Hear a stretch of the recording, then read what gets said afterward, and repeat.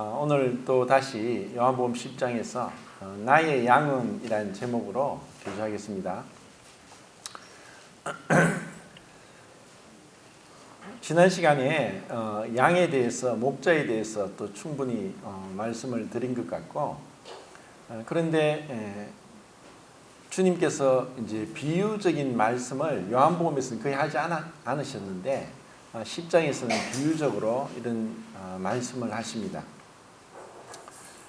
그런데 그 앞뒤 전후를 볼 때 그 주님의 행하심과 가르치심이 사실 기가 막히게 조화롭게 기록되어 있습니다.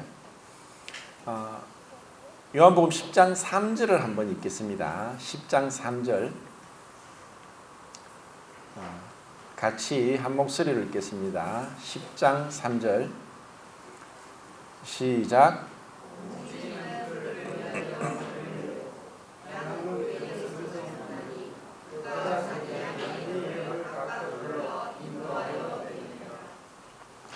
여기서 문지기에 대해서도 지난 시간에 말씀을 드렸는데, 그 문지기가 이제 한 사람씩 교대로 그렇게 밤에 보초를 쓴다고 말씀을 드렸습니다. 그래서 이것을 그 영적으로는 성령님이라고도 이렇게 이제 해석을 합니다. 근데 주님은 마치 목자가 양의 이름을 알고 각각 이름을 불러내듯이 주님은 우리를 그렇게 각각 한 사람씩 기가 막힌 방법으로 또 기적적인 초자연적인 방법으로 인도하셨다는 것은 성경에서 말씀하고 있고, 또 우리 모든 성도님들에게도 이와 같이 우리의 어떤 계획이나 방법이나 선함이나 또 노력이 아니라 주님께서 그분의 정확한 그 타이밍 안에서 초자연적으로 그분이 우리를 불러내셨기 때문에 우리는 이 자리에 있다고 생각합니다. 이것을 이제 10장의 앞뒤 문맥으로 보면은 또 우리에게 주님께서 이런 말씀을 하시기 전에 그렇게 행하신 것을 보여주십니다. 먼저는 4장에서 사마리아 수가성 여자를 우리는 알고 있습니다. 그 사마리아 수가성 여자는 참 인생이 괴로운 사람이고 소망이 없고 또 계속 배신을 당한 가운데 있었기 때문에 희망이 없습니다. 사람에 대한 어떤 혐오감도 있었을 것이고, 인생에 대해서 살고 싶지 않은, 포기하고 싶은 그런 마음도 들 정도로 사람이 사람에게 배신을 당하는 것보다 더 큰 고통이 없기 때문에 그는 너무나 괴로웠을 겁니다. 그런데 주님은 그 여자를 이미 알고 계셨고, 그분의 계획 가운데서 그 제자들과 사마리아를 의도적으로 지나가셨던 것입니다. 그리고 8장에서도 비록 유대인들이 예수님을 시험하기 위해서, 예수님을 올가미에 넣어서 체포하고 죽이기 위해서 그렇게 했지만, 그 현장에서 잡힌 그 죄인인 여자가, 우리는 이름도 알 수 없지만 수치스럽고 마치 죽을 것 같은 그 치욕스러운 그 자리에서 주님은 그 여자를 용서하시고, 그리고 큰 구원으로 인도하신 것을 볼 때 참 놀랍습니다. 그리고 9장에는 날 때부터 소경된 자가 있습니다. 예수님이 그를 보았습니다. 날 때부터 소경된 자는 예수님을 볼 수가 없으니까 예수님이 그를 보고 이미 날 때부터 소경된 자를 그분은 알고 계셨습니다. 그리고 그를 치유해 주십니다. 그리고 이제 10장에서 각각 그 이름을 불러 인도하여 내신다는 그 말씀이, 그분의 말씀이, 비유적인 말씀이 실제로 그 앞에서 행하셨다는 것을 보여주고, 그리고 그 다음 장 11장에서는 죽은 지 나흘이나 된 나사로를 나사로야 나오너라 하시면서 그를 불러내십니다. 지금 우리가 수요일마다 그 사도행전을 보고 있는데, 사도행전 8장, 9장, 10장도 그런 것으로 볼 수 있습니다. 8장에는 에티오피아 내시를 우리는 볼 수 있습니다. 그는 에티오피아에서 예루살렘까지 지도상의 거리로, 직선거리로 4,000km입니다. 오늘날에도 4,000km를 간다는 것은 쉬운 일 아닙니다. 근데 그 2000년 전에 4,000km를 왔다가 가는 그 길에서도 그는 성경을 펴서 보고 있는, 참으로 우리가 이해하지 못할 그 하나님을 추구하고 찾고자 하는, 경외하는 것이 무엇인지를 보여주는 그 한 사람을 봅니다. 그리고 주님은 빌립을 초자연적으로 그를 부르셔서 만나게 합니다. 그 광야에서 그 한 사람을 만날 수 있다는 것은, 오늘날 내비게이션을 단다 하더라도 그 광야에서 볼 수 있겠습니까? 광야인데, 내비게이션이라는 것은 앞뒤 전후 건물이나 이런 여러 가지 거리의 모양이나 이러한 것으로 찾아갈 수 있지, 광야에서는 다른 건물이 없습니다. 오늘날 내비게이션이 있다고 하더라도 광야에서 누군가를 찾는 것은 마치 모래사장의 바늘을 찾는 것처럼 어려운 겁니다. 주님은 정확하게 빌립을 그 이디오피아 내시가 있는 데로 인도해 주셨습니다.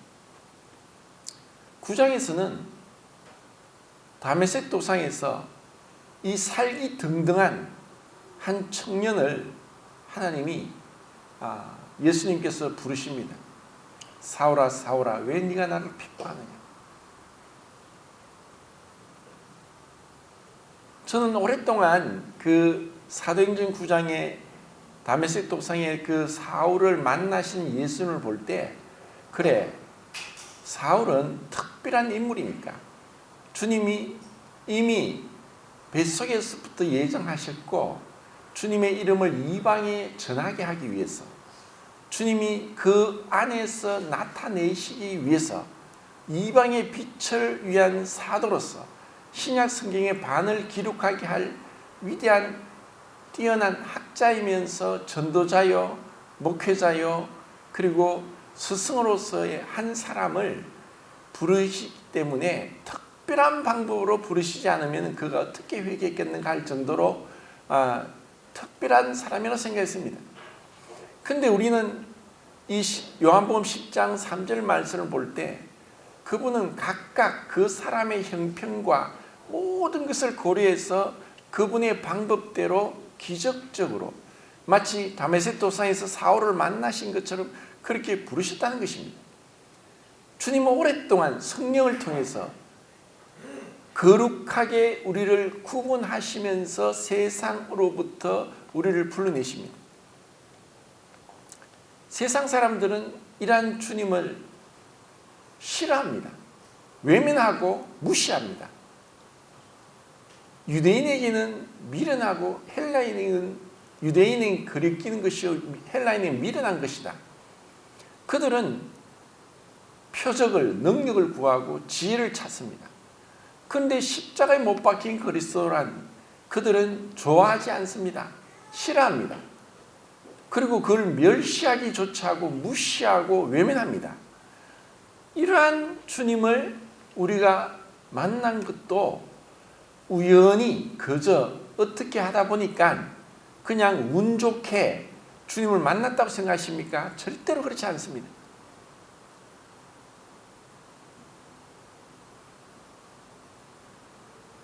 (10장에서는) 이방인 고넬료를 만나시는데 또 특이한 방법을 쓰십니다. 베드로에게는 환상을 통해 보여줍니다. 세 번이나 그 환상이 똑같은 환상을 보여주면서 먹으라고 합니다. 그런데 베드로는 주여, 그럴 수 없습니다. 주여, 그럴 수 없습니다. 주님의 말씀에 주여, 그럴 수 없습니다. 이게 너무나 이게 부조화스러운 말씀입니다. 주님이란 말은 주님, 저는 종입니다. 말씀하십시오. 죽으라면 죽겠습니다가 종의 자세입니다. 그런데 베드로는 주님, 그럴 수 없습니다. 어쩌면 이것이 우리의 모습인지 모릅니다. 3번이나 4번이나 10번이나 보여줘도 우리가 잘 깨닫지 못하는 게 우리 인생입니다. 그런 베드로에게 3번이나 보여주셨고, 그리고 그것은 정확한 시간에 의해서 그 50km 요빠에서부터 가이사라까지, 고넬료가 있는 가이사라에서 요빠에 있는 피장이 시몬의 집에 거하는 베드로에게 주의 천사, 사자, 주께서 친히 그 환상을 통해서 그들을 알고 계시고, 그 50km란 거리가 가까운 거리는 아닙니다. 그 먼 거리에 있는 그 두 사람에게 시간에 맞게 환상을 보여주면서 만나게 하시고 복음을 전하게 하셨습니다. 우리는 생각할 때 고넬료는 하나님을 경외하는 자고, 또 구제에 힘쓰는 자고, 또 그의 종들과 가족들과 친지까지 다 하나님 앞에 와서 말씀을 들으려고 하는 그 너무나 아름다운 모습을 우리에게 보여주면서, 그런 고넬료조차도 이렇게 베드로를 통해서 복음을 듣지 않았다면 구원받을 수 없다는 것을 또 보여주고 있습니다. 우리의 선행으로, 우리의 아담으로부터 물려받은 그것으로는 결단코 주님을 알 수가 없습니다. 복음을 들어야 되는 것입니다. 복음을 들어야만 그 영혼이 구원을 받기 때문입니다. 그런데 그 8장, 9장, 10장은 이 인류에게, 모든 인류에게 이 복음이 전해지는 하나의 그림입니다. 에도피아 내시는 함족입니다. 사울은 셈족입니다. 고넬료는 야벳족입니다. 노아 홍수 이후에 노아의 세 자녀인 함, 셈, 야벳, 그들을, 그 조상들에게 복음이 전해지는 그 길을 주님은 우리에게 보여주고 계십니다. 주님은 우리 모두를 각각 인도하여 내시는 전능하신 분이고 전지하신 분입니다. 그리고 그분은 특별하신 분입니다. 우리 모두는 특별한 자들이고, 이 세상의 그 어떤 왕도, 어떤 부자도, 어떤 권력가도, 어떤 지혜롭고 명망 있는 자들과 비교되지 못할 하나님의 부름을 받은 자, 하나님의 택하심을 입은 자, 하나님의 그 은혜를 받은 자라는 것입니다. 우리는 그렇게 존귀한 자입니다. 지금은 똑같을지라도, 마치 백조가 미운 오리새끼 사이에서 너는 왜 우리와 달라면서 계속 구박을 받고 천대받고 괴롭힘을 당하다가 어느 날 하늘에 보니까 아름다운 백조가 날아가는데, 너무 아름답다. 같은 새인데 어떻게 이 오리와 백조는 저렇게 차이가 날까? 그런데 알고 보니까 자기가 미운 오리 새끼가 아니라 백조였습니다. 이게 이제 안데르센 동화인가 나오는 그런 동화 얘기인데, 그 동화 얘기처럼 우리는 구원받았다 할지라도 더 예뻐지는 것도 아니고, 더 능력이 있어지는 것도 아니고, 못 살다가 잘 살게 되는 것도 아니고, 아무런 표가 없습니다. 그런데 세상 사람들은 볼 때 우리가 참 못 사는구나, 구질구질하게 사는구나, 또 왜 저렇게 사나, 이런 무시를 당할지 모르지만, 우리가 하나님의 놀라운 계획 가운데서 각각 부름을 받고 그 십자가에 못 박힌 그리스도를 만났고, 그리고 그 그리스도를 만남으로 인해서 우리에게 놀라운 변화, 죄 사함과 거듭남과 그리고 새 생명 가운데서 행하며 하나님의 자녀라는 그 권세를 얻게 되고 왕같은 제사장으로 살아간다는, 이것보다 더 큰 축복이 어디 있겠습니까? 이것을 세상 사람들이 절대로 모릅니다. 그렇기 때문에 우리는 지금 이 잠시 잠깐 나그네 인생길을 사는 동안 그런 세상 사람들을 부러워할 것도 없고 시기할 것도 없고, 그리고 스스로 위축되어서 그 자존심을 잃고 그렇게 헛되게 보낼 것이 전혀 없습니다. 우리는 정말 존귀한 자입니다. 주님의 사랑을 받은 자입니다. 용서를 받고 은혜를 받은 자입니다. 그런데도 우리는 육신을 갖고 있기 때문에 지금 살면서 많은 문제가 있고 어려움이 있고 결핍이 있습니다. 자, 여기서 주님은 그 목자로서 양을 인도하시는데 처음부터 말씀하십니다. 절도요 강도가 있다. 사꾼이 있다. 거짓 목자가 있다는 것을 경고하십니다. 양은 어리석기 때문에 어떻게 보면은 세상 사람들은 정말 강한 무기를 가지고 있는 맹수와 같습니다. 이리와 늑대와 호랑이나 사자나 이런 강한 능력을 가지고 있어서 목자가 필요 없습니다. 그들은 그들에게 무기가 있기 때문에 그런 무기를 가지고 뛰어난 사냥 기술을 주신 하나님의 은혜지만 은혜를 알지 못하고 그들은 목자 없이 생존할 수 있겠습니다. 그런데 양은 무기가 없습니다. 능력이 없습니다. 스스로 아무것도 할 수 없습니다. 목자가 인도하지 않으면 할 수가 없습니다. 그런데 또 거짓 목자 사꾼이 있습니다.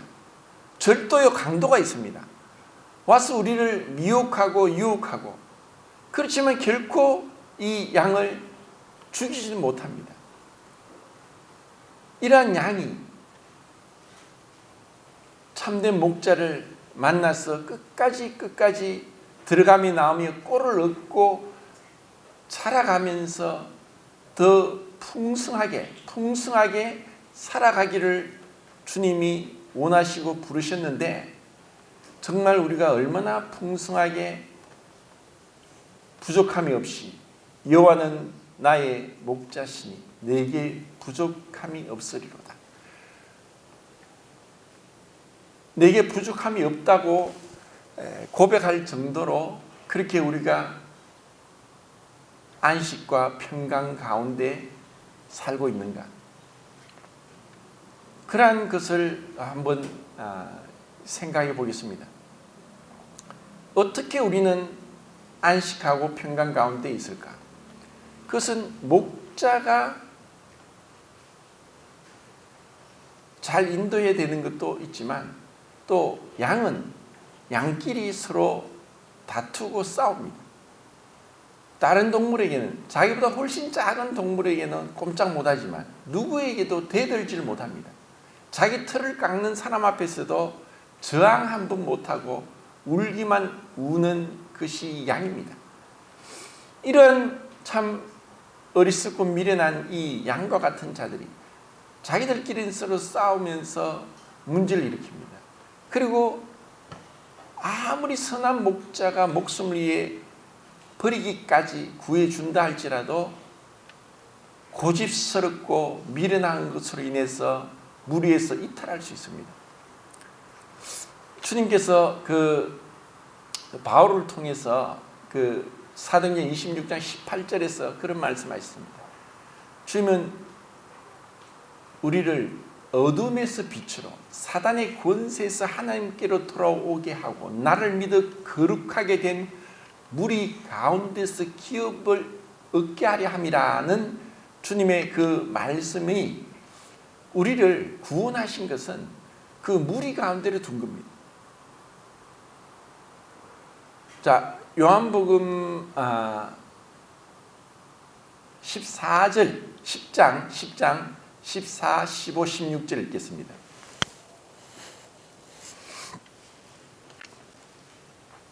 14, 15, 16 시작.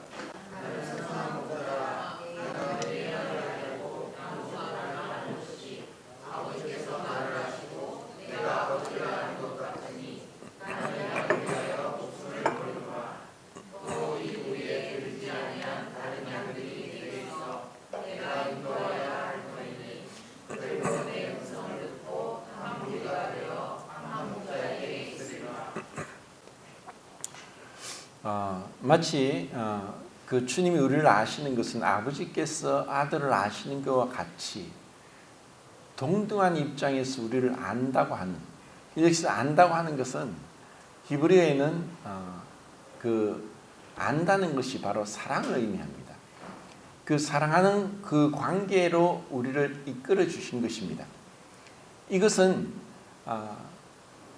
우리를 그 하나님의 삼위일체 하나님의 교제 가운데로 인도하셨고, 그리고 각각 우리가 아담의 후손으로 태어나서 하나님과도 분리되어 있었고 또 다른 사람과도 분리되어서 철저하게 이기적이고 자기밖에 모르면서 자기의 욕망을 위해 쫓아가던 이러한 자에게 우리를 거룩하게 된 무리 가운데 한 지체로서 우리를 불러주신 겁니다. 이것이 구원입니다.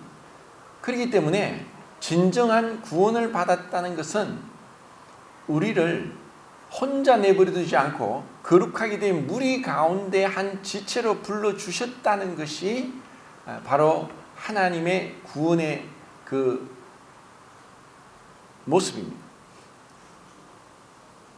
구원을 받았다고 하면서 여러 가지 이유가 있겠지만 또 특별한 주님의 뜻이 있겠지만 혼자서 무리를 이탈해서 있다는 것은 그가 구원을 받았다면은 혼자 있다 할지라도 천국 가는 데서는 문제가 없을지라도 혼자 있다는 것은 우리의 구원에 있어서 그것은 부정확한 것이고 그리고 미달된 것입니다. 주님은 우리를 그 한 무리 가운데로 계속 이끄셔서 하나님의 우주적인 교회의 한 지체로서 부르시기까지 한 지역교회에서 몸담게 하면서 지역교회에서 우리를 살게 합니다. 이것이 주님께서 우리를 구원하신 그 단계에서 우리가 이 교회라는 이 무리를 알지 못하면은 그 구원은 온전하지 못한 것입니다.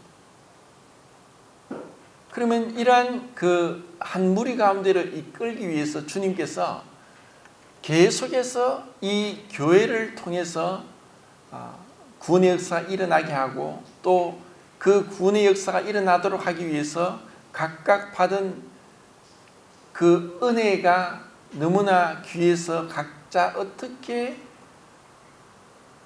섬겨나가는가. 어떤 면에서 우리는 양이기도 하지만 주님이 목자이시지만 우리에게도 그 목자와 같은 능력을 주시고 이 무리가 계속 번창해 가기를 원하시는 게 주님의 뜻입니다. 우리는 양인 동시에 목자로서도 우리를 부름을 받았습니다. 베드로에게 디베레 바닷가에서 주님이 만나셔서 내 양을 치라, 내 양을 먹이라 3번이나 말씀하신 것. 주님이 베드로에게 네가 나를 사랑하느냐? 그러면 나의 양을 쳐라, 양을 먹이라. 오늘날 기독교가 성경과 벗어난 것은 목자는 특정한 사람이 목자다. 그래서 목사라고 부르면서 그런 지배계급, 종교 계급을 만들어서 목자는 소수고 대부분의 양이니까 대부분의 양은 그 목자의 말만 듣고 따라가면 된다라고 가르치는 게 비성경적이고 성경에서 말씀하지 않는 것입니다. 에베소 4장 11절부터 보면은 주님께서 교회에게 은사를 주셨는데 사도와 복음 전환자와 또 교사와 또 목사와 그 가르치는 이러한 선지자를 주님이 주셨다고 했습니다. 근데 거기서 왜 그런 은사를 주시냐면은 이는 성도를 온전케 하고 또 그리스도의 몸을 세우게 하기 위해서 이 우리의 육체와 그리스도의 몸인 교회는 비슷한 점이 있는데 우리의 육체도 만약에 어떤 기관을 사용하지 않으면 어떻게 되느냐? 그것은 점점 약해지고 퇴화되고 그리고 못 쓰게 됩니다. 우리 몸은 계속 활동하고 움직이면 움직일수록 건강해지고 생기 발랄해집니다. 우리의 교회도 마찬가지입니다. 이 교회도 각각 받은 은사를 주신 것은 우리가 각각 부르심을 받은 것은 각각의 은사가 있다는 것입니다. 그 은사는 주님이 나에게 맡기신 것이고 그것은 이 몸의 온전한 건강함을 위해서 주신 겁니다. 우리 몸에 지체가 있듯이 손과 발과 다리와 머리와 또 온갖 기관들이 있듯이 이 교회에도 이 교회가 온전하게 되기 위해서는 다양한 지체들이 각각 주님의 은혜를 받은 것에 감사함으로 인해서 주님의 은혜가 너무나 귀해서 주님의 은혜가 차고 넘쳐서 주님 앞에 기쁨으로 감사함으로 즐거움으로 자원해서 섬겨나가는 것이 참 교회고 그 교회의 모습이고 그렇게 우리가 섬겨나갈 때 우리는 더욱더 자라가게 되고 성장하게 되고 그리스도의 장성한 분량에까지 자라가게 되는 것입니다. 구원은 생명이기 때문에 멈춰 있는 것이 아니라 계속 자라가는 것입니다. 더 알아가는 것입니다. 그 무한한 하나님을 알아가는데 우리는 이 무한한 시간이 걸릴 것입니다. 그렇지만 우리는 만약에 제한이 있고 한계가 있다면 우리는 지루해지고 나태해지고 그리고 퇴보됩니다. 주님은 무한하기 때문에 그냥 우리가 만약에 그 자리에 멈추면 마치 어린아이가 성장을 멈춘 것처럼 우리가 그리스도를 알아가는데 그런 시간을 들이고 우리가 계속 노력하지 않으면 우리는 성장을 멈추게 됩니다. 그러면 어떻게 우리가 성장할 수 있느냐? 계속해서 우리가 받은 은사를 활용해야 되는 겁니다. 제가 오래전에 청년 때에 교회에서 청년을 인도하시는 그 형님이 청년들에게 각각 그 성경 인물을 좋아하는 사람을 택하라는 거예요. 그래 택했어요. 그러면 그 택한 인물을 연구해서 각각 5분에 10분 동안 그 자기가 좋아하는 인물을 연구한 것을 발표하라고 했어요. 그리고 각각 다 찾는데 저는 이제 뭔가 좀 색다른 걸 찾고 싶었고 제 나름대로 성경을 읽으면서 정말 좋아했던 인물이 있는데 그 인물이 에녹입니다. 근데 에녹은 창세기에 한 줄 나오죠. 그리고 유다스에 또 몇 줄 나오는데 그게 다예요. 근데 그게 참 궁금했어요. 죽음을 보지 않고 하나님이 그를 데려가심으로 다시 세상에 있지 않더라. 그가 하나님과 동행하고 하나님이 데려가심으로 다시 세상에 있지 않더라. 참 신비롭고 또 그냥 동화 같은 얘기 같고 어떻게 이런 일이 있을 수 있을까? 어떻게 사람이 죽음을 보지 않고 갑자기 하늘로 올라가서 그냥 참 놀랍다. 그런데 이 에녹을 보려고 하니까 말씀이 몇 군데 없는데 그냥 이것 가지고 생각을 하고 이렇게 또 찾고 하다가 이제 그것을 이제 청년 시간에 발표를 했습니다. 근데 그때 주일날 또 오후 집회 시간이 있었는데 또 저보고 그 발표한 걸 또 청년들이 아니라 성도들 앞에서 또 해보라는 거예요. 근데 그게 굉장히 떨리고 힘이 들었어요. 아니, 성도들 앞에서 이것을 내가 한다니. 그래서 또 정말 떨리는 가운데 그것을 했죠. 그러면서 제가 그 고등부 학생들 교사를 하면서 매주마다 이 아이들을 어떻게 가르칠까, 무슨 말씀을 가르칠까 하면서 이들을 가르치기 위해서 어떻게 보면은 제가 하나님을 더 알기 위해서라기보다는 가르치기 위해서 하다 보니까 제가 자꾸 성경을 가까이 하게 되고 또 많이 읽게 되고 또 많이 또 연구하게 됐던 것 같습니다. 우리에게 어떻게 보면은 이 은사는 하나의 도구이고 그것은 우리 몸을 자라게 하고 건강하게 하고 유익하게 하는 것입니다. 만약에 오늘 우리 자매님들이 참 아름다운 율동을 하셨는데 자매님들이 매주마다 이렇게 애찬 준비를 정성껏 해오지 않으면 우리가 얼마나 배고프고 또 어떻게 보면 말씀 듣는 것보다 애찬 먹는 게 더 좋으니까 그것을 더 좋아하기 때문에 또 교회에 오시는 어린 성도들도 있습니다. 그러니까 이러한 그 각각 자기가 해야 될 일들을 맡아서 충성스럽게 해나갈 때 그때 우리는 건강하게 주님을 알아가게 된다는 것입니다. 그리고 또 한 가지, 분명히 우리가 자라기 위해서는 은사를 활용해야 되지만 그 은사를 은사가 많다고 해서 그 사람이 다 온전하게 성장하고 성숙하느냐는 그렇지 않다는 것입니다. 예를 들어 가지고 어떤 분이 참 말씀을 잘 가르치고 또 그렇게 잘 성경을 풀어서 그렇게 설교를 하시는 그런 분이 있지만 자기도 모르게 정말 어리고 연약한 성도에게 상처를 줄 수 있습니다. 그러면 그런 어린 연약한 성도는 앞에서 정말 아름답게 그리고 놀랍도록 또 그렇게 말씀을 풀어 가르치는 사람에게 마음이 다쳐버립니다. 자기는 그렇게 사랑을 베풀지 못하고 겸손하지 못하고 그리고 연합하라고 하지만 연합도 못하면서 어떻게 저런 말씀을 전할까 하고 마음이 다치는 거예요. 이것은 이런 일들이 일어날 수 있다는 것입니다. 그렇다고 해서 우리가 그것을 또 무시할 수는 없습니다. 어떤 의미는 그렇게 판단을 하는 사람도 또 문제를 있을 수 있습니다. 왜냐하면 우리는 어떠한 자도 온전한 사람이 없기 때문입니다. 예를 들어서 부모 자식 간에 생각하더라도 부모가 자식에게 뭔가를 해주고 싶어 하지만 온전한 부모는 없고 완벽한 부모는 없고 100% 다 잘하는 부모는 없습니다.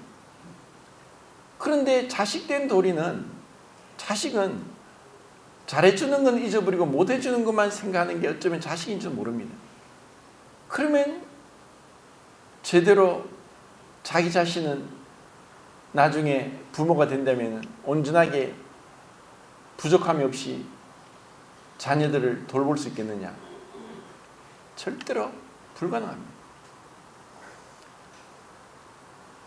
자, 그러면 제가 오늘 말씀드리고 싶은 것은 우리는 목자가 필요한 양이지만 우리가 자라기 위해서 그리고 우리를 이 거룩한 무리 가운데 지체로 불러주신 것은 우리가 그 양의 입장에서만이 아니라 특별한 어떤 소수의 몇 사람에게만 아니라 우리 모두가 목자와 같은 자가 되어서 그런 양을 돌볼 때 그때 우리는 성장할 수 있고 성숙할 수 있고 그리고 자랄 수 있다는 것입니다. 이것이 주님의 뜻이라는 겁니다. 이것이 주님이 우리 모두에게 주신 말씀입니다.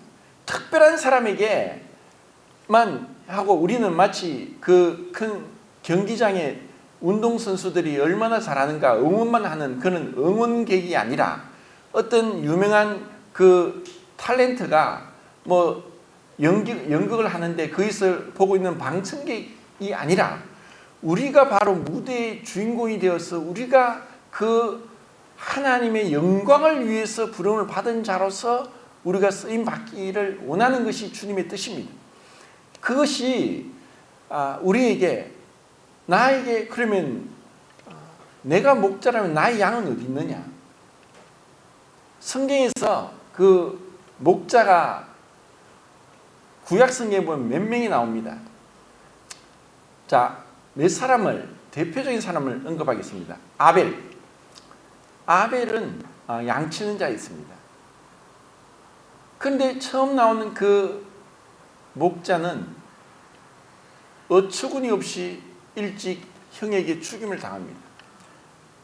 그렇지만 그 아벨은 죽임을 당하기 전에 그 양의 첫 새끼와 기름으로 하나님께 제사를 드리고 하나님을 기쁘시게 하고 하나님 앞에 연락되는 그런 제사를 드린 것으로 우리는 볼 때 이 아벨이 참 그 목자로서의 삶을 살았던 것을 봅니다. 그리고 그 다음에 나온 인물은 야곱입니다. 야곱은 그 많은 양을 쳤습니다. 그리고 그 양을 치는 가운데 147세를 살면서 하나님께서 그에게 허락한 것을 이루기까지 떠나지 않겠다고 하면서 그 양치는 목자로서의 삶을 살아갔던 대표적인 인물입니다. 그리고 요셉도 그 막내 11번째 아들로서 몇몇 양을 치고 있었고 그리고 그 형들에게 여러 가지 미움도 받았습니다. 그 요셉을 그 인도했던 시편에도 95편입니까? 그렇게 이 요셉 이 양을 인도하듯이 하나님께서 인도하십니다. 그리고 모세가 나옵니다. 모세도 미디안 광야에서 양을 치다가 주님을 만났습니다. 이런 그 양친 목자들이 나오는데 이들처럼 주님도 우리에게 이 양치는 목자로서 나의 양은 내 옆에 있는 자가 나의 양입니다. 그래서 주님은 내 이웃을 네 몸같이 사랑하라. 우리는 나의 양이 없는 사람이 없습니다. 혼자 무인도에 고립되어 있지 않는 이상 우리는 누구에게나 내 옆에 양이 있습니다. 그러면 그 양에게 내가 어떻게 돌보느냐? 그것이 참 우리의 평생 남은 숙제입니다. 자, 여기서 에스겔서를 한번 보겠습니다. 에스겔서 34장입니다.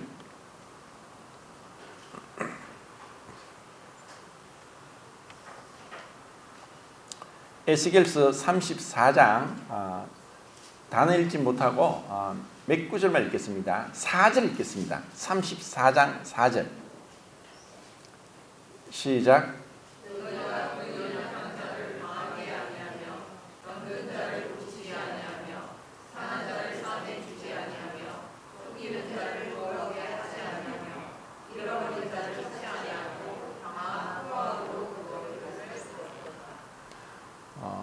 여기서 5가지를 말씀하시는데 이것은 이제 한마디로만 연약한 자를 돌보지 않은 목자에 대한 하나님의 그 심판의 메시지, 경고의 메시지라고 볼 수 있습니다. 그러면 그 목자가 그 연약한 양을 돌보지 않고 연약한 그 양은 병들고 상하고 또 쫓겨났고 잃어버린 양입니다. 그 연약한 양을 강하게 해야 되는데 약한 것을 강하게 하고 상한 것을 병든 것을 고치고 상한 것을 싸매주고 그리고 쫓겨난 양을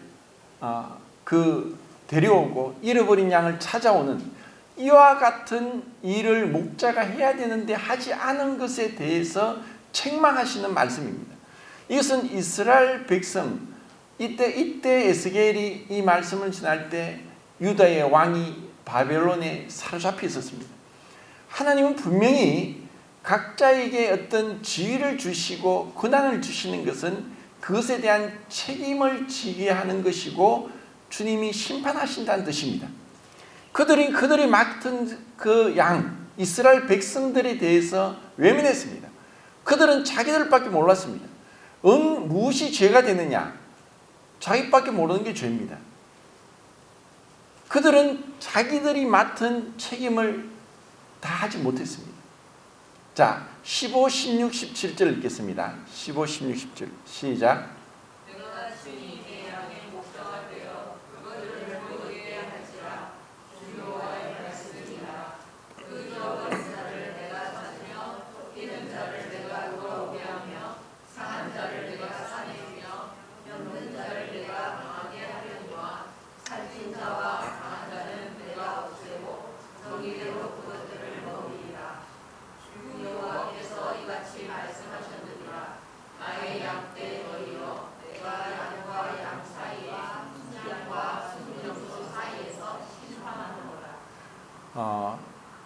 주님의 마음은 이 에스겔을 통해서 그 바벨론으로 포로로 끌려간 그 나라 잃은 왕을 잃은 그 불쌍한 정말 가장 불쌍한 자들이 나라를 잃어버린 자들입니다. 그러한 자들에게 지금 에스겔을 통해서 이 말씀을 하고 계십니다. 그리고 이 말씀은 누가복음 15장에서 잃어버린 양 비유를 통해서 더 구체적으로 나옵니다. 100마리 양 중에 99마리가 있지만 한 마리 잃어버린 양을 찾아서 헤매는 그 목자에 대해서 가르쳐주고 있습니다. 주님의 마음은 구약시대 이스라엘 백성이나 우리 신약시대 그리스도인에게 동등합니다. 그것은 고아와 과부의 아버지고 연약한 자를 강하게 하고 병든 자를 고쳐주고 상한 자를 싸매어주고 그리고 쫓겨난 자를 돌아오게 하고 그리고 그 잃어버린 자를 찾는 것, 그것은 그 병들고 상하고 쫓겨났고 잃어버림을 당한 자가 마치 고아와 과부와 같이 참 도움이 필요하고 누군가 도와주지 않으면 어떻게 할 수 없는, 스스로 뭔가 할 수 없는 이러한 자들을 향한 구원의 손을 내미는 것이 목자이고 그것이 주님의 뜻이고 이것을 위해서 우리가 부름을 받은 것입니다. 우리가 이렇게 구원받았다는 것은 그냥 주님 감사합니다. 저를 천국 가게 해주셔서 감사합니다. 하고 그냥 감사하면서 그냥 제자리에 머무르는 것이 아니라 이와 같이 우리에게 주어진 은사대로 내가 무언가를 섬기면서 그것을 통해서 우리를 연단하시고 우리를 변화시키시고 우리를 고치시고 우리가 주님 앞에 주님이 원하는 그릇으로 빚어가게 하도록 하는 것이 주님의 뜻입니다. 그러기 위해서는 우리가 이와 같은 목자의 심정이 필요합니다. 그것이 주님의 마음이니까 주님이 그렇게 원하시는 것이 명백하게 지금 나와 있습니다. 그럼 우리가 살아가는 삶의 목적도 여전히 내 자신이라는 문제 속에 사로잡혀 있으면은 결코 남을 볼 수 없습니다. 나의 양을 찾을 수가 없습니다. 양이 있는데 목자가 자기만 살찌우고 자기만 배부르면 누가복음을 보면은 누가는 계속 부자에 대해서 굉장히 비난을 합니다. 부자에 대해서. 주님도 부자가 천국에 들어가는 것은 낙타가 바늘구멍에 들어가는 것보다 더 어렵다고 말씀하면서 부자에 대한 그 공격을 하십니다. 부자에게 부를 주신 것은 그 부를 가지고 자기 마음껏 원하는 것을 하면서 쾌락을 즐기고 유유자적하면서 살게 하기 위한 것이 아니라 그 부를 나누는 것이고 어려운 자를 도와주는 것이고 또 그들과 함께하는 것입니다. 그럴 때 참 부의 기쁨이 있고 그 불의한 재물로 친구를 사귈 때라만 하늘의 보화를 쌓는 것입니다. 우리에게 아무리 좋은 은사가 있다 할지라도 그것을 그냥 내 자신만을 위해서면은 유익이 없습니다. 교회에서 내가 무엇으로 섬길까? 주님이 나에게 이렇게 큰 은혜를 주셨는데 이렇게 기가 막힌 웅덩이에서 건져내시고 그 영원한 천국으로 인도해 주셨고 영원한 생명을 주셨는데 내가 어떻게 주님을 섬길까? 무엇으로 주님을 기쁘시게 할까? 그것을 찾고 그것을 위해서 우리는 애를 써야 됩니다. 그리고 어떻게 보면 교회가 성장하기 위해서 정말 나는 어떤 부분에 내가 노력을 하겠다 하고 은사를 개발해야 됩니다. 이 은사는 갑자기 주어지지 않고 어떻게 보면 구원받았을 때 다 주어지지만 모를 수 있습니다. 내가 좋아하는 것을 하면서 찾아가는 것입니다. 그러면 그것이 내 은사면은 이것을 위해서 계속 섬기는 가운데 우리는 연단을 받습니다. 처음에는 그것이 자기의 자랑과 또 자기를 뽐내고 자기를 드러내는 수단이 될 수 있었지만 계속해서 우리가 이것을 준비하고 또 사용하고 하는 가운데 이것은 점점 개발되고 성숙하게 되고 이것이 나의 기쁨이었지만 이제는 모임의 기쁨이 되고 성도들의 기쁨이 되게 하는 것입니다. 그럴 때 우리는 아비의 마음을 갖고 성숙하게 되고 주님의 마음을 갖고 주님께서 이렇게 연약한 자, 병든 자, 상한 자, 그리고 이 방황하는 자, 잃어버린 자, 쫓김을 받는 자, 억눌림을 당하는 자, 이런 자를 향해서 주님이 어떤 마음을 가졌는가를 우리가 알게 될 때 주님과 가까워지는 것입니다. 주님이 우리를 가까이 이끌기 위해서 여러 가지 방법으로 우리를 사용하시는 거예요. 이제 저도 그렇고 조영진도 그렇고 점점 나이가 듭니다. 그러면 젊은 사람이 하는 것보다 더 많은 시간이 들여야 되고 그런 많은 시간이 들여지는데 계속 이렇게는 할 수 없지 않습니까? 우리 성도님들이 각자 자기의 내가 무엇으로 주님을 섬길까? 그렇게 생각하면서 준비를 해야 됩니다. 그리고 그것에서 기쁨을 얻어야 되고 그리고 그런 은사를 활용을 하다 보면은 갑자기 되지는 않습니다. 시간이 필요합니다. 세상에서 그런 얘기를 합니다. 달인이 되기 위해서는 10,000시간의 법칙이 필요하다. 10,000시간 투자하면 누구든지 달인이 된다. 그 10,000시간을 한꺼번에 몰아서 10,000시간을 하면 사람이 죽습니다. 그럼 어떻게 10,000시간을 채울 수 있느냐? 하루에 3시간 매일매일 빠뜨리지 않고 10년을 하면 10,000시간이 됩니다. 그러면 그 방면에 어느 정도 달인이 됩니다.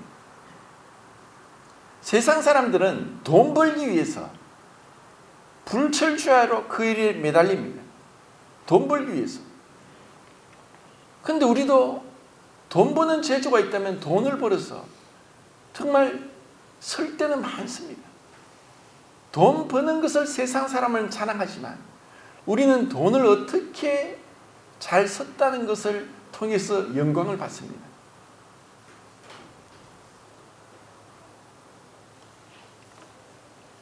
나의 기쁨이 어디에 있느냐? 바울은 나의 기쁨은 성도들에게 있다 했습니다. 내 마음에 너희가 있다고 했습니다. 주님이 계신 곳에 우리의 마음이 있고 주님의 마음은 바로 이런 스스로 건강하게 부자로 살아가는 자들이 아니라 연약하고 병들고 상하고 쫓겨나고 잃어버린 자를 향해 있다는 것입니다. 나의 양은 어디 있습니까? 그 양에게 나는 어떠한 목자입니까? 나는 어떻게 그 주님을 닮아갈까요? 주님은 목자로서 양을 위해서 목숨까지 버렸는데 우리가 누가 그렇게 할 수 있겠어요? 아무도 그렇게 할 수 없습니다. 하지만 주님이 그렇게 하셨듯이 우리에게 그 일을 하라고 하십니다. 자, 31절 보겠습니다. 31절. 에스겔서 34장 31절. 시작.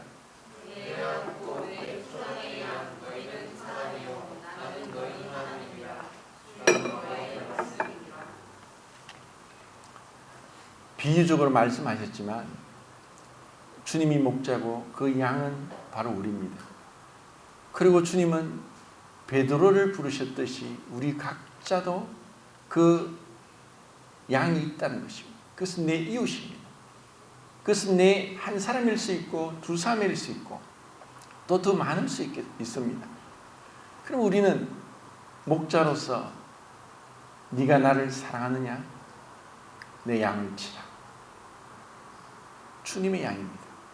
주님이 부르신 그 양을 주님께서 우리에게 맡기신 겁니다.